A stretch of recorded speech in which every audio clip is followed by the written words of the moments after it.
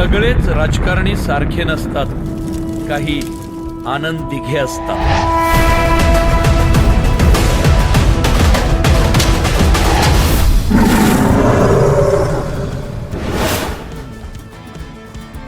नमस्कार दोस्तों, मैं मनीष पंडित और आज बात करूंगा धर्मवीर आनंद दिघे जी की जीवनी पर बनने वाले बायोपिक के बारे में।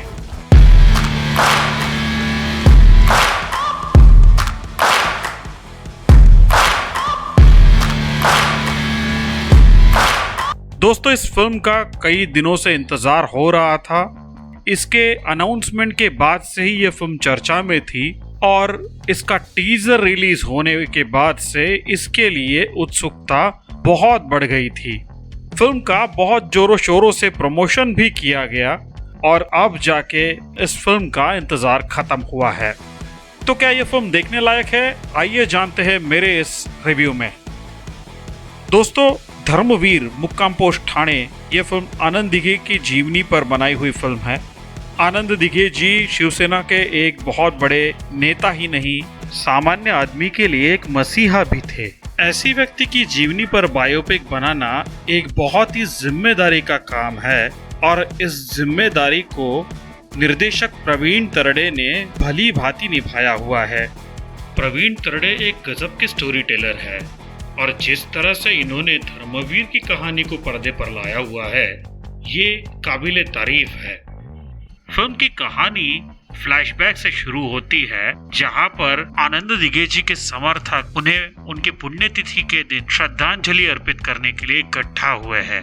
वहां पहुंचे हुए हर किसी के पास आनंद जी के बारे में कोई एक अपनी कहानी है जिसे वो बयां करना चाहते हैं। इस फिल्म के माध्यम से प्रवीण तरड़े ने आनंद दिघे जी के जीवन की कुछ ऐसी कहानियों को भी पर्दे पर लाया हुआ है जिन्हें आम आदमी नहीं जानते।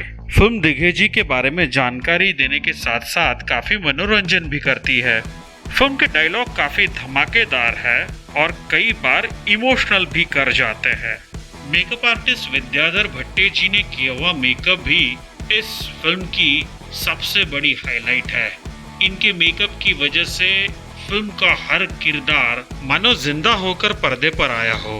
खास तारीफ करनी होगी धर्मवीर जी के मेकअप की, और इस मेकअप पर चार चांद लगाए हुए हैं कलाकारों ने अपने परफॉर्मेंसेस से। इस फिल्म की मुख्य भूमिका के लिए प्रसाद ओक के अलावा और किसी एक्टर का विचार नहीं हो सकता।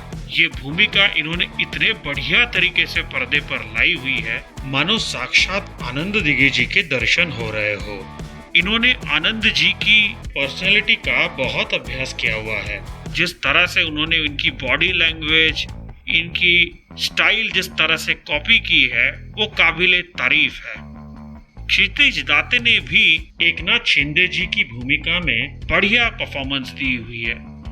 अन्य परफॉर्मेंसेस में श्रुति मराठे, कश्मीर महाजनी और जयवंत वाडकर की भूमिकाएं याद रह जाती है। सभी कलाकारों ने अपनी अपनी छोटी सी भूमिकाओं में भी बहुत जान डालकर काम किया हुआ है। फिल्म का बैकग्राउंड म्यूजिक तो धमाकेदार है ही, पर फिल्म के गाने भी बहुत बढ़िया बन के आए हुए हैं। चिनार महेश ने बहुत अच्छा म्यूजिक दिया हुआ है। फिल्म के भेटला विठ्ठल, आनंद हरपला और टाइटल सॉन्ग धर्मवीर, ये गाने काफी बढ़िया बने हुए हैं। कमियों की अगर बात करें तो फिल्म में काफी स्लो मोशन का इस्तेमाल किया हुआ है, खास करके एंट्री शॉट्स के लिए। ये टाला जा सकता था। सेकेंड हाफ में फिल्म थोड़ी सी खींची खींची सी लगती है और मुझे लगता है थोड़ा शार्प एडिटिंग शायद और असरदार साबित होता। पर इन कमियों को अगर नजरअंदाज कर दिया जाए तो ये एक बेहतरीन फिल्म बनी हुई है। कलाकारों की मेहनत के लिए, निर्देशक प्रवीण तरड़े के निर्देशन के लिए, मेकअप आर्टिस्ट के काम के लिए और शानदार म्यूजिक के लिए इस फिल्म को जरूर देखा जाना चाहिए। मैं इस फिल्म को देता हूँ 5 में से 4 स्टार्स।